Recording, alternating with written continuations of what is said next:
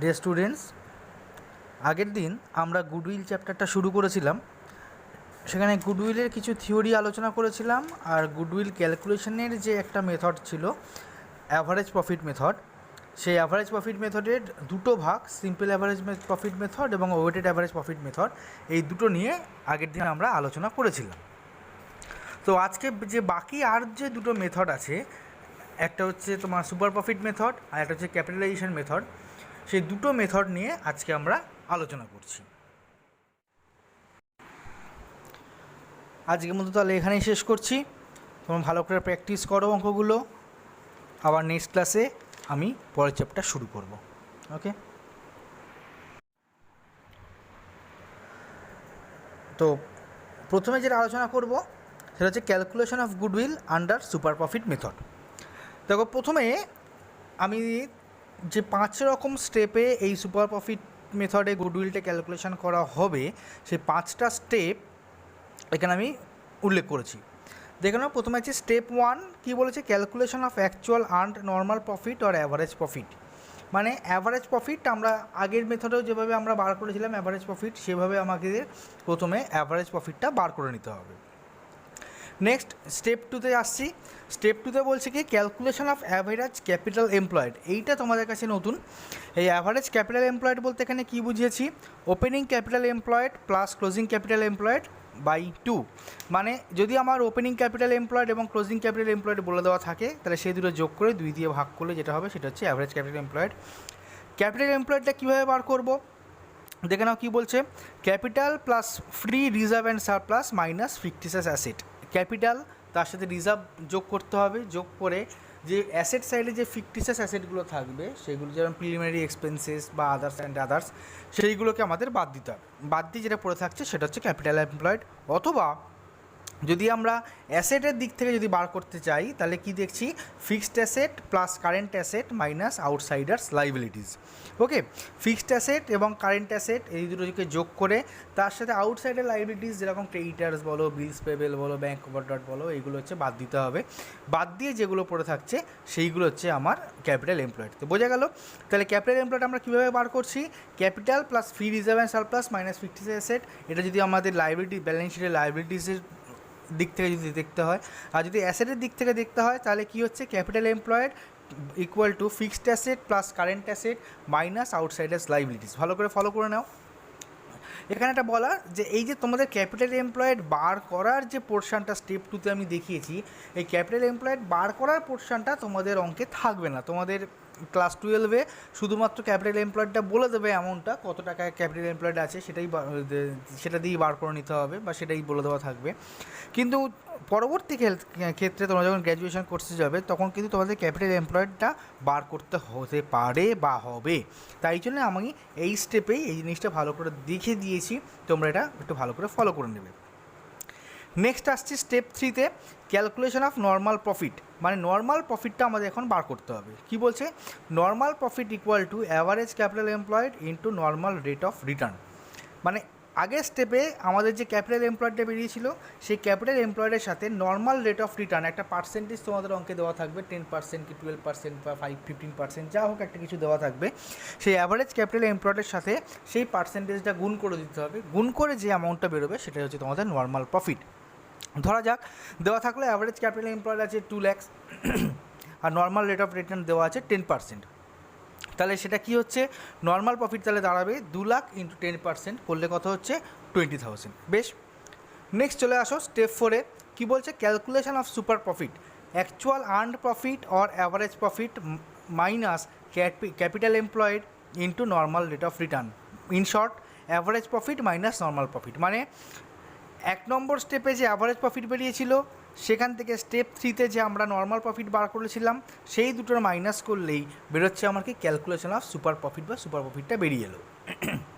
And the final step, step 5, calculation of goodwill, that is equal to super profit, যেটা step 4-এ বেরিয়েছে, super profit into number of years purchased. এই number of ইয়ার পারচেসডের সঙ্গে তোমরা আগের মেথডেও পরিচিত হয়েছো, যেখানে আমরা অ্যাভারেজ প্রফিটটা বার করে আমরা নাম্বার অফ ইয়ার্স দিয়ে গুণ করে দিতাম। ঠিক এখানেও সেটা করতে হবে। সুপার প্রফিটটা বার করে নেওয়ার পরে এখানেও নাম্বার অফ ইয়ার্স দিয়ে আমরা গুণ করে দেবো। গুণ করলে হচ্ছে আমাদের গুডউইলটা বেরিয়ে গেল। ক্লিয়ার? তাহলে আরেকবার একটু বলে দিচ্ছি। তাহলে calculation of goodwill under super profit method করলে আমাদের কী কী করতে হচ্ছে? ফার্স্ট অফ অল আমরা অ্যাভারেজ প্রফিট বার করছি। নেক্সট স্টেপ 2তে আমাদের ক্যাপিটাল এমপ্লয়েড ভ্যালু বার করতে হচ্ছে, কিন্তু আমাদের এখানে অঙ্কে সেটা বলে দেওয়া থাকবে। স্টেপ 3তে কী করতে হচ্ছে? নর্মাল প্রফিটটা বার করতে হচ্ছে, যেটা আমাদের স্টেপ 2তে যে ক্যাপিটাল এমপ্লয়েডটা বেরিয়েছিল সেই ক্যাপিটাল এমপ্লয়েডের সাথে নর্মাল রেট অফ রিটার্নটা গুণ করে দিতে হবে। নেক্সট আসছে স্টেপ 4-এ কী বলছে? Calculation of super profit. এটা কী করছি? অ্যাভারেজ প্রফিট যেটা আমাদের স্টেপ 1-এ বেরিয়েছে মাইনাস নর্মাল প্রফিট যেটা আমাদের স্টেপ 3-তে বেরিয়েছে, অ্যান্ড দ্য লাস্ট স্টেপ 5-এ গুডউইল কী করে বার করছি? যে স্টেপ 4-এ যে সুপার প্রফিট বেরিয়েছিল সেই super profit into number of years purchase করলে আমাদের বেরিয়ে গেল গুডউইল। ক্লিয়ার? নেক্সট এবারে দেখো একটা এক্সাম্পল আমি দিয়েছি। কি বলছে অঙ্কটায়? P Q and R partners in a firm sharing profits and losses in the ratio of 2:2:1। মানে পি কিউ আর একটা ফার্মে 2:2:1-এ তারা পার্টনার, রেশিওতে partner. Q wanted to retire from the firm. Q এই ফার্মটি ছেড়ে বেরিয়ে যেতে চায়। The following particulars are available. কী বলছে?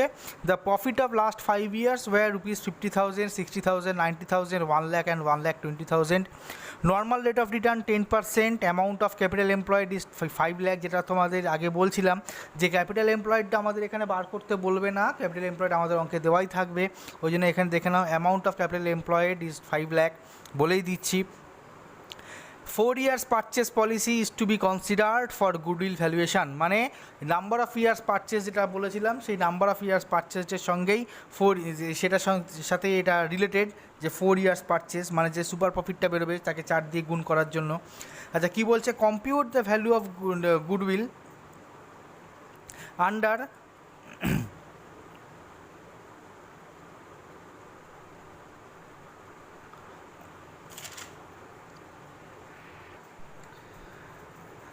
under 4 years purchase of super profit method and also compute Q's share of goodwill on his retirement। বোঝা গেল? তাহলে কী বলছে? Compute the value of goodwill under 4 years purchase of super profit method. মানে 4 বছরের যে super profit যেটা বেরোবে সেটাকে 4 বছরের পারচেস দিয়ে গুণ করতে হবে, গুণ করলে তোমাকে গুডউইলটা বার করতে হবে। এবারে সলিউশনে আসা যাক। দেখো স্টেপ 1-এ কী বলছে? Calculation of average profit. এটার সঙ্গে আমরা আগে পরিচিত। যেখানে বলছি average profit equal to total profit for last 5 years by number of years.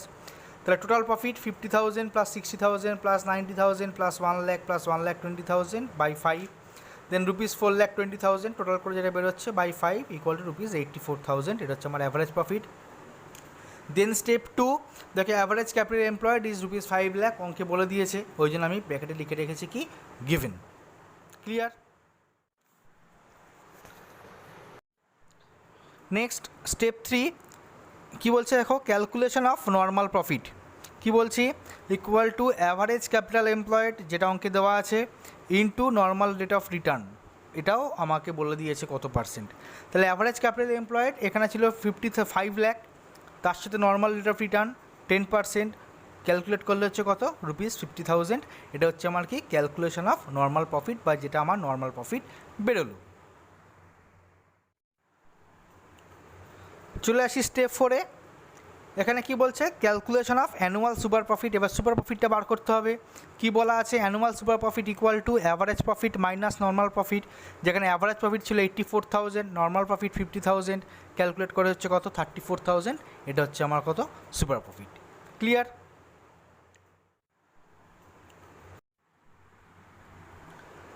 And the last step calculation of goodwill annual super profit into number of years purchase. Very easy, rupees 34,000 যেটা আমার super profit বেরিয়েছিল into 4 করলে কত হচ্ছে? 1,36,000 টাকা। তাহলে clear? বোঝা গেল এই অবধি? আশা করি এই মেথডে আর কোনো সমস্যা নেই। এবারে নেক্সট মেথডে যাব।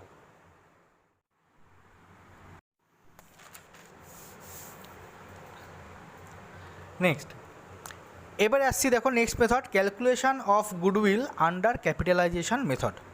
এটাকে আবার দুটো পার্টে ভাগ করা যায়। নাম্বার 1 বা ফার্স্ট মেথড হচ্ছে capitalization of average profit method. মানে অ্যাভারেজ প্রফিটের মেথডের ক্যাপিটালাইজেশন করে যেটা হবে সেটা। তাহলে এইখানে দেখো ফার্স্টে কী করছি, step 1 calculation of annual average profit আমরা আগে দেখে নিয়েছি। Step 2 calculation of normal rate of return, এটাও আমরা দেখে নিয়েছি আগে। Step 3 calculation of total market value on the basis of normal rate of return, মানে নর্মাল রেট অফ রিটার্নের বেসিসে আমার মার্কেট ভ্যালু কীভাবে বেরোচ্ছে দেখে নাও। Total market value equal to average actual earned profit by normal rate of return.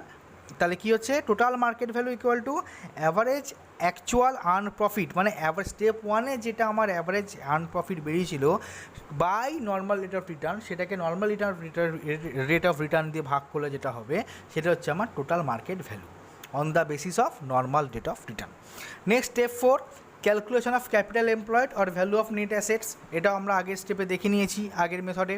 And next step 5 calculation of value of goodwill, যেখানে value of goodwill equal to total market value minus value of net assets, মানে step 3-তে আমাদের যেটা total market value বেরিয়েছিল সেখান থেকে step 4 value of net assets বিয়োগ করলেই আমাকে গুডউইলটার ভ্যালুটা বেরিয়ে যাচ্ছে।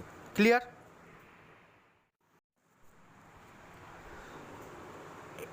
পরের পার্টটা হচ্ছে কি capitalisation of super profit method. একদম easy.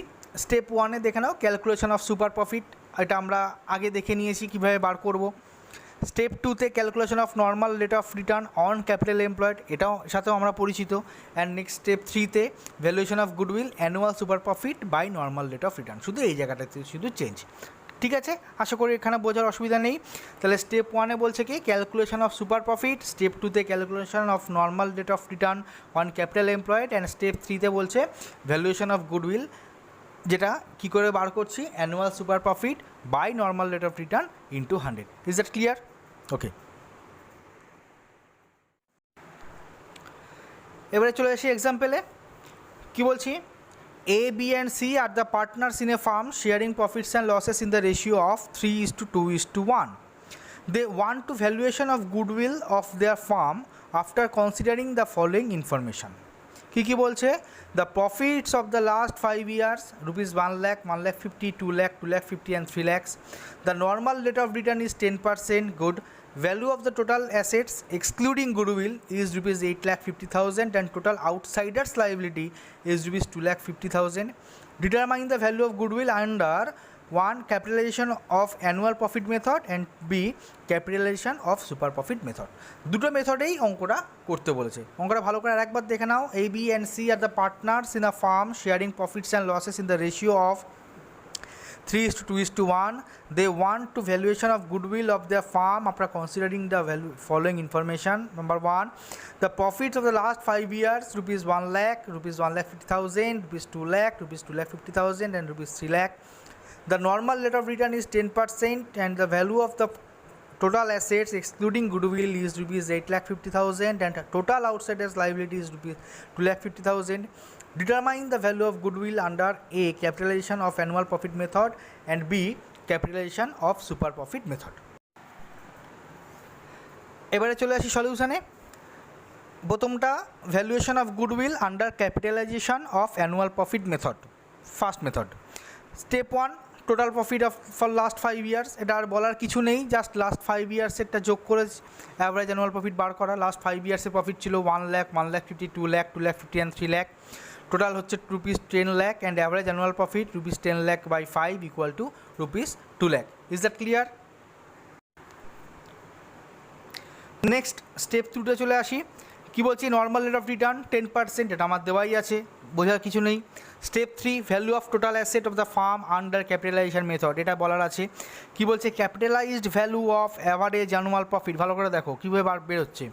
Capitalized value of average annual profit equal to average annual profit by normal rate of return equal to rupees 2 lakh by 10% equal to rupees 20 lakh. Is that clear? Capitalized value of average annual profit যেটা আমার বেরিয়েছিল step 1-এ by normal rate of return 10%, যেটা আমার অঙ্কে বলে দেওয়া আছে। তাহলে 2 lakh বাই 10% করলে কত হচ্ছে, rupees 20 lakh. Next step 4 calculation of net asset. Net অ্যাসেটটা কী করে বেরোলো দেখে নাও।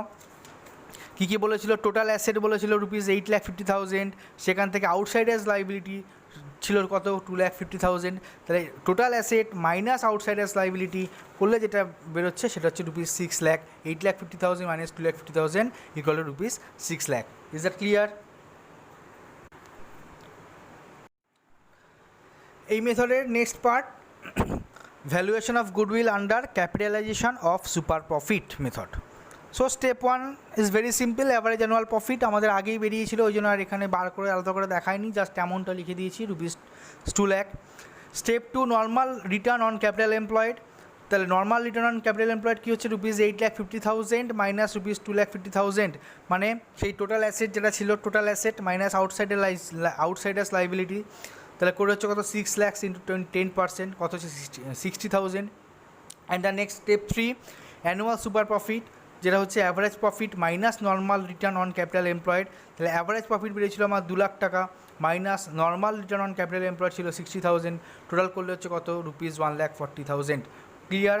স্টেপ 2টা ভালো করে দেখো, normal return on capital employed কী বলেছে, total asset minus outsiders liability মানে 8,50,000 minus 2,50,000 equal to 6 lakh into 10% করেছে কত 60,000। And then annual super profit average profit minus normal return on capital employed কত হচ্ছে 2 লাখ মাইনাস 60,000 করলে কত হচ্ছে 1,40,000। And the last step value of goodwill. So annual super profit by normal rate of return. Annual super profit বেরিয়েছিল কত আমার 1,40,000 by 10% করলে কত হচ্ছে 14 লাখ। ক্লিয়ার? এখানে দেখে নাও দুটো মেথডেই কিন্তু আমার ভ্যালু অফ গুডউইলটা সেমই বেরিয়েছে। Valuation of goodwill under capitalisation of annual profit মেথডেও আমার বেরিয়েছিল 14 লাখ টাকা গুডউইল, আর ক্যাপিটালাইজেশন অফ সুপার প্রফিট মেথডেও আমার গুডউইল বেরিয়েছে কত 14 লাখ। তাহলে যেই মেথডেই বার করি না কেন আমার কিন্তু গুডউইলের ভ্যালুটা সেমই আসছে। তো তোমরা যত গুডউইল মেথড বার করার যে মেথডগুলো এখনও পর্যন্ত করানো হলো সেগুলো তোমরা ভালো করে ফলো করো। যে এক্সাম্পেলগুলো এখানে দেওয়া হয়েছে সেই এক্সাম্পেলগুলোই ভালো করে করো, আর আর কোনো এক্সাম্পেল বইতে তোমরা পাবেও না সেরকমভাবে ভালো, যেহেতু এই দুটো মেথড তোমাদের খুব একটা ইম্পর্টেন্ট নয় বলা ভুল, সবই ইম্পর্টেন্ট, কিন্তু সবই গুরুত্ব দিয়ে দেখা উচিত। কিন্তু ভেরিয়াস টাইপসের অঙ্ক তোমরা এই মেথডে পাবে না। মোটামুটি আমি যে ধরনের দুটো এক্সাম্পল দেখিয়ে দিয়েছি এই ধরনের এক্সাম্পলের উপরেই তোমরা সব রকমের অঙ্ক পেয়ে যাবে এই গুডউইলের। তার আগে আমি যেটা অ্যাভারেজ প্রফিট মেথডের যে দুটো পার্ট দেখিয়েছিলাম, ওয়েটেড অ্যাভারেজ প্রফিট মেথড এবং সিম্পল অ্যাভারেজ প্রফিট মেথড, ওই দুটো প্রফিট মেথডই তোমরা একবার একটু ভালো করে দেখে নেবে। কারো কোনো অসুবিধা যদি থাকে তাহলে অতি অবশ্যই তোমরা কোশ্চেন আমাকে করতে পারো। ঠিক আছে?